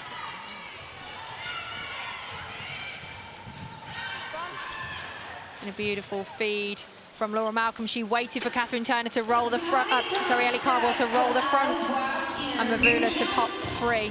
And I think that's really interesting with this team, Kath, is that, you know, Turner goes to the bench and yet Ellie Cardwell comes on and just does a like-for-like job. And when everybody knows their role and their job, it makes teams very difficult to defend. Offside, centre Thunder. Free pass inside. Yes. How to court Thunder. Bring off ball shooter. Yep. So Thunder looking to follow Loughborough Lightning, potentially with 3 points here in this round 15 match. Oh, nice intercept by Cullen. Contact by the centre outside. It's a penalty on court. Two poles outside. It's going to be a pulse ball, yeah. I think there were a bit of confusion from where the umpire's arms were going, but it's a pulse ball. And Thunder will want to keep pushing on. This is that danger area, and there's Rebecca Airy. Footwork around from Slater. Completely different style in that defensive end without Kerry Armand on there. She's very much more on the body. But Rebecca Airy backs herself with the speed to get around.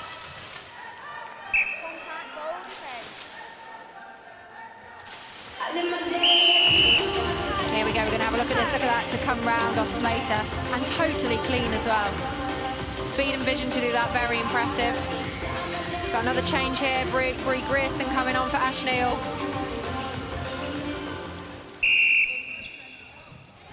So, you know, this hasn't been a great day in the office for Pulse, but they've got to pick themselves up for a game tomorrow, a game which they could go out and win. And they're going to be against Sirens tomorrow. They are indeed. And then they're running. They're at home to Loughborough Lightning, and in the final round of the regular season, away to Team Bath, the London Pulse, in this first year in the Super League. So Tiaora Keenan making a few changes with 8 minutes remaining of this match. Ash Neal, the Aussie, goes off. His confirmation. And a breaking call, so Chara Semple deemed to go over that line before the whistle was blown. Got the changes here, Grierson coming in. Former Loughborough Lightning, Grierson, if I remember. Yeah, started her in the Leeds youth programme. Centre post by her side, yes. Was at Loughborough last year. She did Team Northumbria as well, another one of T. Keenan's players. Contact, goal shooter, here. There's the attacking contact call. That's the danger when you play the ball around a bit more. So much body on body in that circle. You're all trying to bustle for space. Vantage obstruction, goal shooter. Mavula just trying to shove her way through. Contact, centre feed. Look at that, Grierson looking forward, had nowhere to go. Luckily they got the contact call, because that would have been another fine turnover from Thunder. They've created such a gap to that circle edge tonight, this afternoon. They've made it really hard for Pulse to get to the edge and get a good ball in. So Thunder back in the 60s once again in terms of the scoreline. Pulse have only managed to score 3 goals in this final quarter so far. There's 7 minutes remaining. Semple falling short for the London side.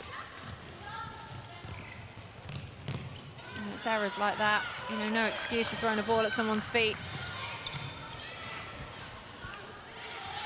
It was probably the first quarter that we've seen Thunder not with the same sort of flow as they've had for the other 45 minutes. It's difficult though, isn't it? You've got such a big lead. You're just sort of seeing this game out now. Contact, goal shooter over there, ladies.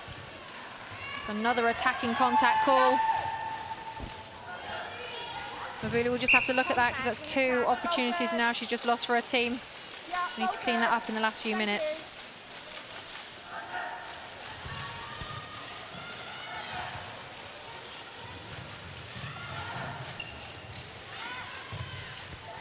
Paul still hunting. And Semple just... Oh, she's been under all kinds of pressure all game because she's having to shoot from distance. You could almost tell from that one she wasn't going to get it right. She sort of had to reset herself. You know, she's just stopped on the follow-through now. It might be a bit of tiredness. She's really got to push that ball through, and that's a better pull.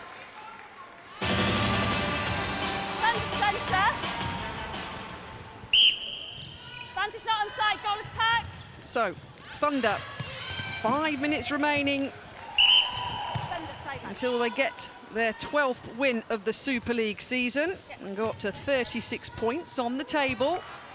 Tamsin brought you up to speed with the match at Wasps as well at the end of the first quarter. I think it's quite a big lead for Wasps now, Tamsin. Yeah, it's 21-8 Wasps lead after the end of the first quarter, Surrey Storm. So they've come out with a huge intent there, and it's sort of anything you can do, Thunder, we can do better, right?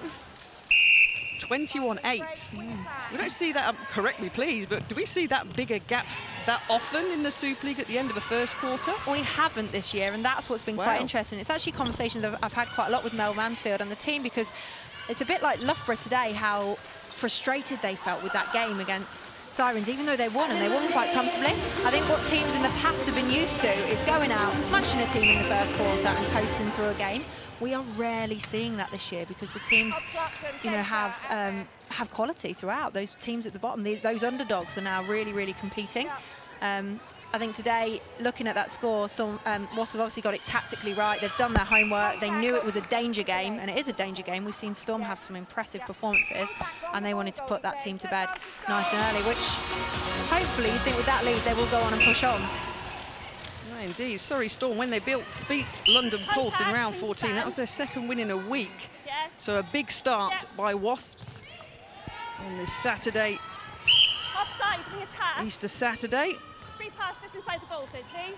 But meanwhile, here in Glasgow, Tamsin 40 playing 66. Yeah, and it's that 26 goal difference that we're keeping an eye on as well, because with the 2 goals in advantage, that's putting them in a nice little gap to try and keep themselves at top of the table tonight.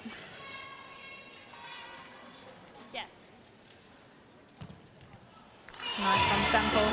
I like the fact she didn't offload that. She had the penalty. She's missed a few in a row, which is, you know, we haven't seen her do through the game. She could have easily gone, Slater, you take this. And there was a goal attack. That's often what you want to do. She didn't. She went to post still. Sideline pass. Goalkeeper. Let me see Ali Thomas there. So that's all 12 players. She's in the goal attack position. All 12 players have been on the court now for Thunder. Another attacking contact. She's called Cullen for obstructing off Ali Thomas there, using her arms to try and get a good position. Just looking at the scores that Manchester Thunder have had this year, they've popped the most in a league game, more than anybody. That round 7 win against Dragons, 83-56. Yeah, they've been so strong in the attack end. And a lot down to that lady there that we've just seen in shot, Joyce Mavula. Other really than that game against Stars, with how impressive Sam Cook was the other week. There have been very few defensive units that have been able to stop this Mavula, Turner, Leota combo.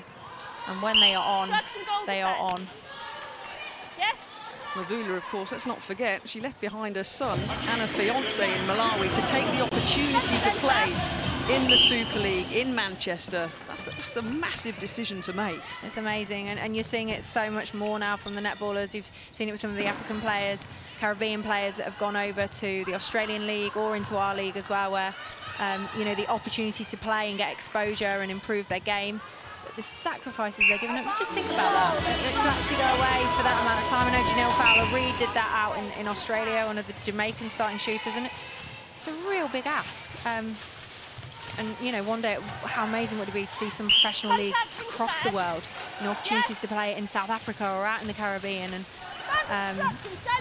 yeah, because the game is growing, but I think we do have to understand some of the sacrifices the players are making. So coming up to the final minute then of London Pulse and Manchester Thunder. It will be Thunder that will get another 3 points on the board with another big score.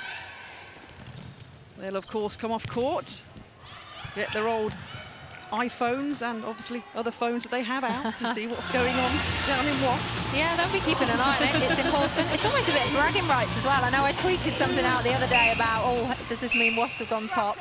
I'll have to check, and I had a load of Thunder fans on me going, no, no, no, we're still top. I was like, all right, guys, my bad. But that's how close it is, right? It is indeed. That's what we want. Mavula then pops another one in. They hit the 70 mark, 70-42. And Thunder, last 30 seconds, good shutdown on the centre pass, showing that whatever unit they put out there are still successful. And they're much better, Thunder, when they've played shorter, sharper netball. So the final few seconds, Pulse are going to be added to the list of the double wins that Manchester Thunder have had over teams this Super League season. The final few seconds then of this match, Manchester Thunder are going to pick up another 3 points with another big score, and that is why they're top of the Super League at the moment. The buzzer goes here in Glasgow, a big win. Manchester Thunder 71, London Pulse 42.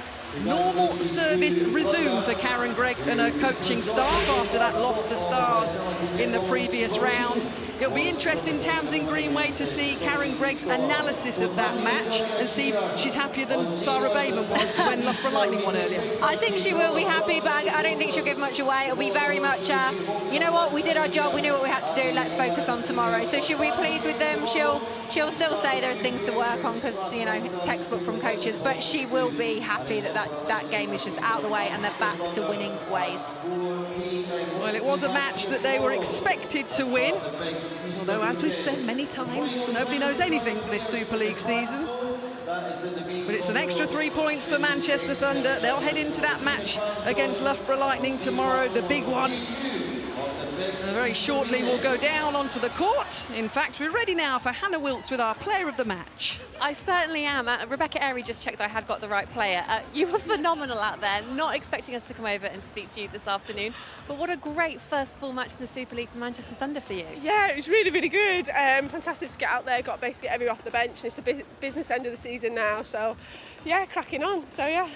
As a side, you really did show your strength in depth this afternoon, didn't you? And is that what it takes? Is that what you need if you're going to close this Super League season out and go all the way? Yeah, absolutely, but it's not down like just to me. It's like the back unit. Oh, we work so hard in training and stuff like that, so massive. It's never just one person, it's everyone on court, so yeah. It was a huge win margin for you guys this afternoon. How vital is that, looking at how the top four looks at the moment? Difference, yeah, it's very tight, isn't it? Yeah, so good for the win and good for the goal difference as well. Yeah, it's getting so much tighter, so, oh, yeah. I can literally, your enthusiasm and excitement right now is powerful. It's absolutely amazing to see. You're doing brilliantly, you're doing brilliantly. Looking ahead then to Loughborough, big game tomorrow. Yeah. Everyone's got to run out today, I think, this afternoon. Yeah. How are you going to regroup and look ahead to a really crucial crunch match? I think we're going to take the win, obviously, take a breather, recover well, and then focus straight onto Loughborough because we know they're hard, but oh God, can't get my words out at all. Basically, a really hard working bunch of ladies, and we know they're going to really go for it because they're really fighting for that top four spot as well. So, yeah, I've got to prepare for that a little bit. So. Well, make sure you enjoy this win though, because you are our Vitality Player of the Match. Congratulations, Rebecca Airy. Cheers. So 3 points for Manchester Thunder, 3 points for Loughborough Lightning, two top matches on this first day of our big Easter weekend of action. More to come though on Sky tomorrow.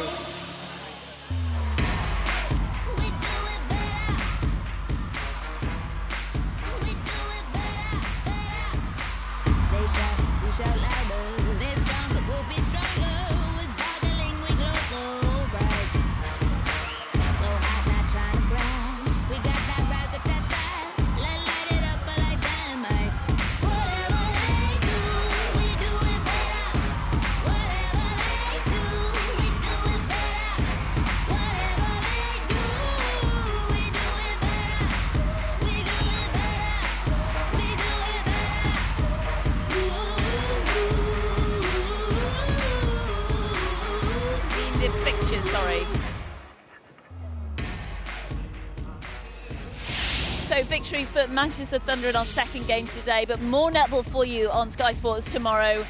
It really is a super Sunday of netball. At 3:45, Surrey Storm up against Seven Stars, and then straight after that at 5:45, a big game, Team Bath against Saracens. Of course, 5 games today and 5 games tomorrow.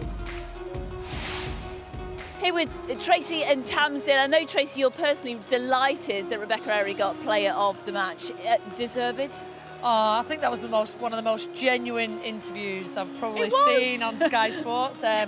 You know, if anyone thinks about the history of that athlete, and obviously I've been probably part of that history, she's probably had one of the most challenging times as an athlete. Tell us, our viewers, about the challenging time she's had. I think, you know, she was obviously excelling at youth. She obviously moved to Loughborough, didn't really get much court time. She then got picked up for the Roses. She then, you know, she went through a time where she was, you know, got multiple illnesses and injuries. And you think about overcoming obstacles in your career, and that game just probably summed up where she is this year and where she sort of took her to. And she made a decision this year to go back home, go back where, you know, her family and friends were, and, you know, she's just excelling. And you think about where you want to be in your career and the challenges about overcoming them. That is one athlete you should look at. You look at Tiger Woods last week and you think, at a youth level and an experience level, she's probably overcome more. Wow. And you think, actually, do you know what, can she carry that on? And you think, actually, she probably's got the mentality to take that forward, and hopefully she can. Wow, a real role model for all young netballers watching. Yeah, of course, and I think it's really interesting we talk about the decision she's making as well. So leaving Loughborough and coming back to Thunder, and not into a starting position. I think a lot of the youngsters don't understand sort of almost the hard work and the pathway it takes, and sometimes when you have so many issues and knockbacks that you have to come through, it makes that journey even better when you get to the end of it. And I think for her it's the perfect timing to come back to Thunder. We don't know how long Kerry Arman will be sticking around for, so actually can she slide into that position? With performances like that, she's showing that she's really, really valuable to that Thunder team, and that they will be able to use her moving forward. Oh, fantastic, and a wonderful interview, and someone who will be very happy is the Manchester Thunder head coach, Karen Gregg. She's with Hammer.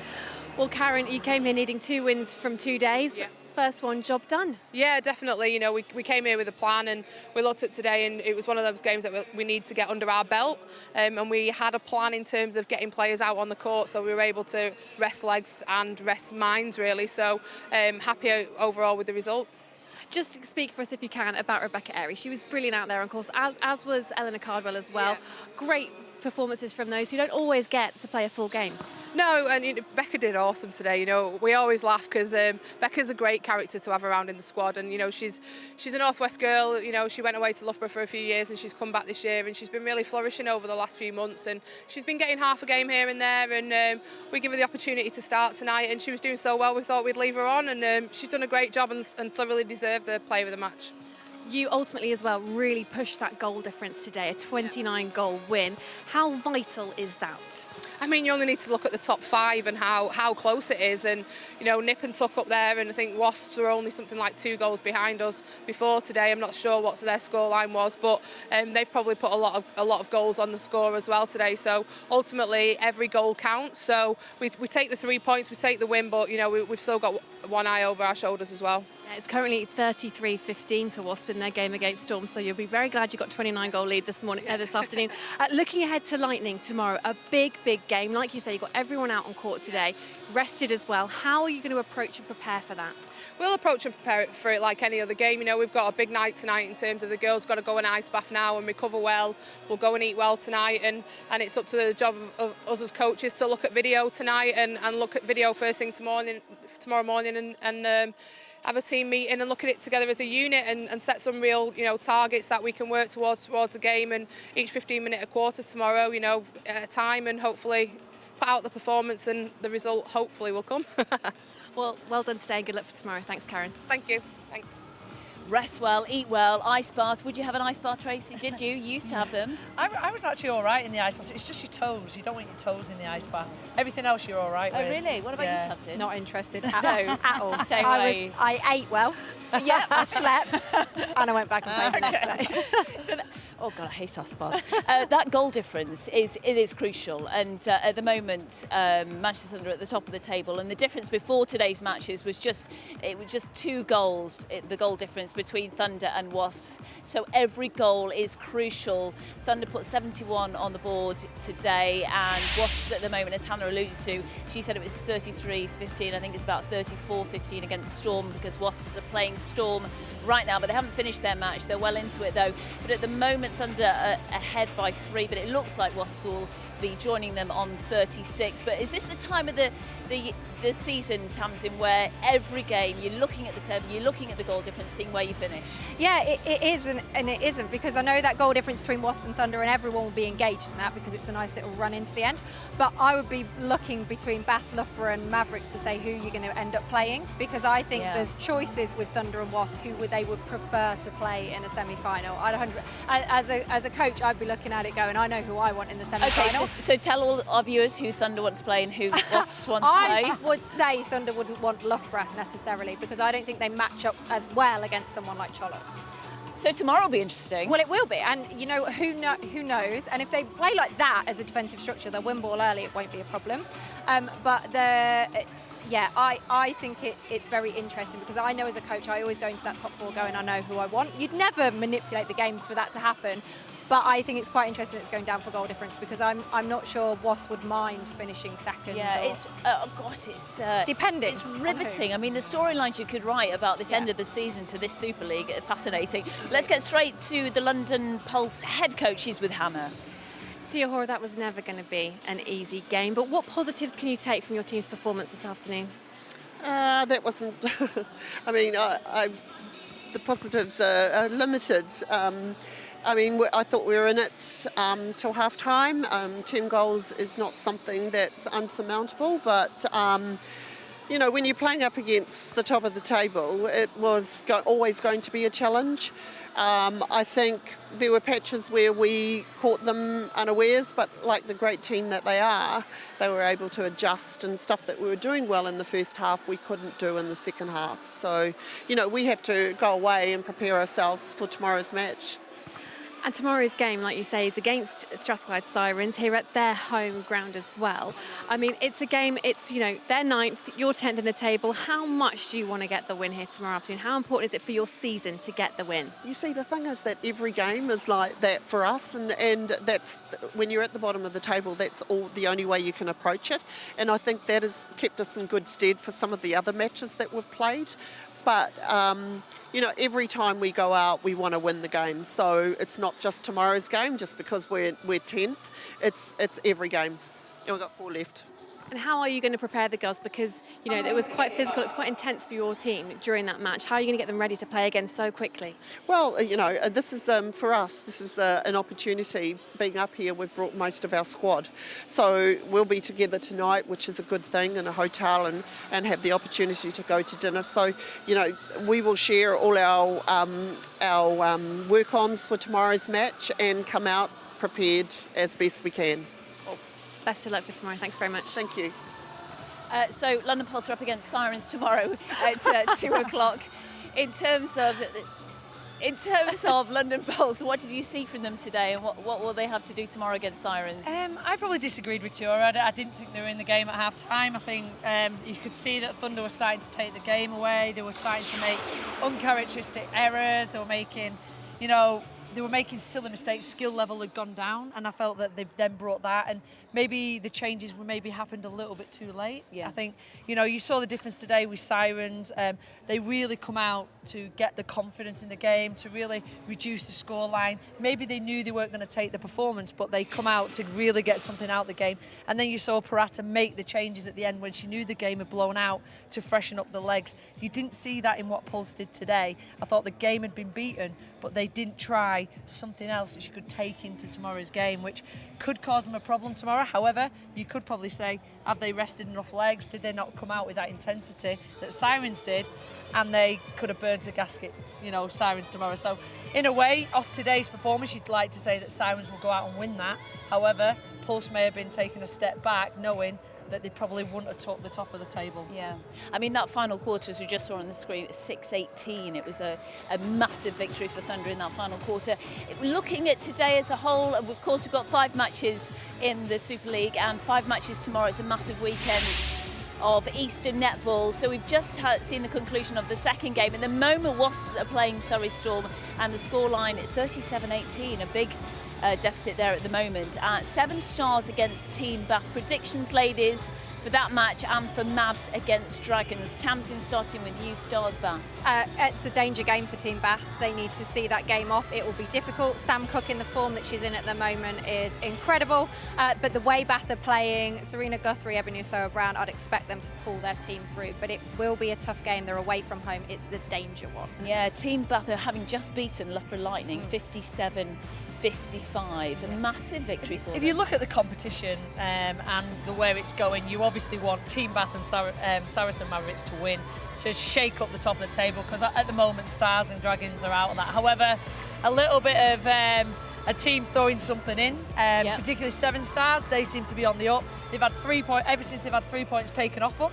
They seem to excel from that, and then basically played better and better, and they're starting to get the form that they actually wanted probably at the start of the season. So for mine to shake that table up, you obviously want Bath and Mavericks to win. So that game tomorrow is a must-win game for both of them. Everyone wants to sit at home and be entertained, and I think that's where I probably want it to go. Okay, moving on to tomorrow's games then.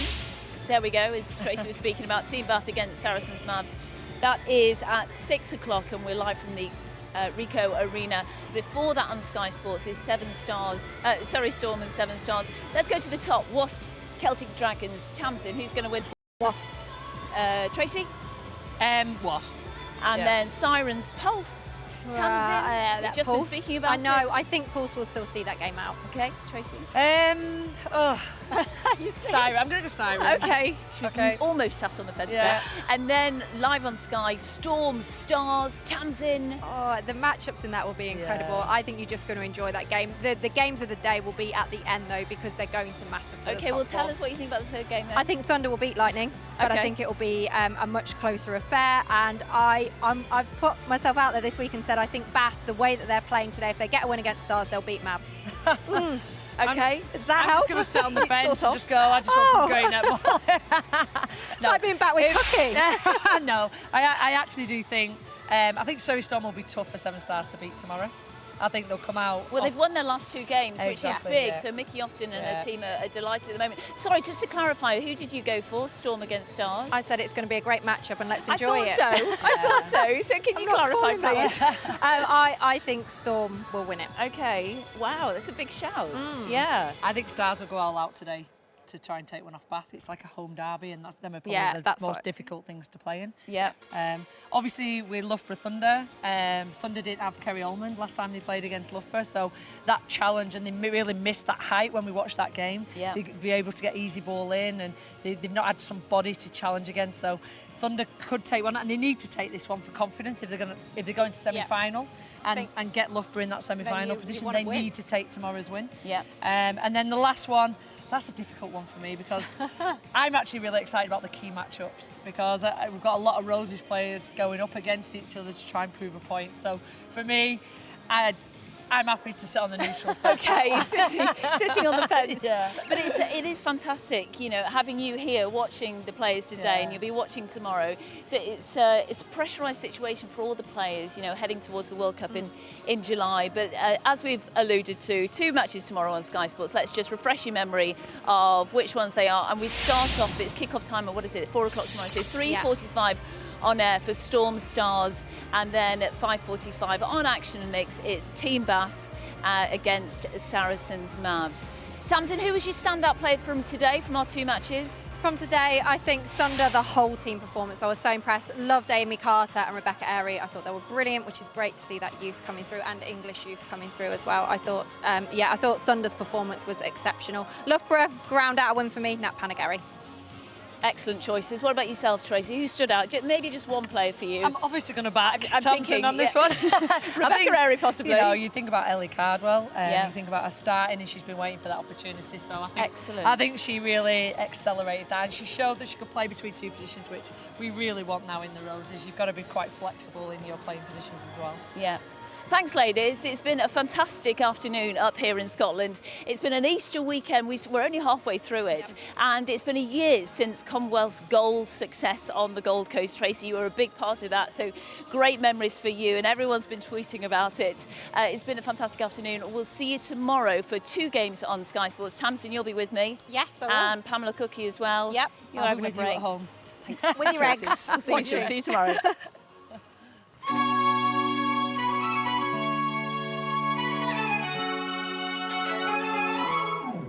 I should grow up someday, 'cause I got bills to pay. I can't be waking up at someone else's place. I know I drink too much, can't pay my rent this month. I should be saving up, but I just got paid. I'm broke, but I'm ballin'. Don't know where we're going. We go in when we go out. I just got paid. I'm broke, but I'm ballin'. Don't know where we're going. We go in when we go out. I just got paid.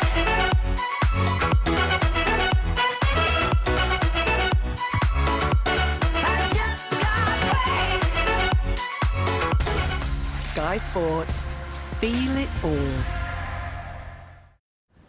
This programme is brought to you by Vitality Health and Life Insurance. Oh, that's a big collar. Must have lost a Great Dane. Getting active brings its own rewards.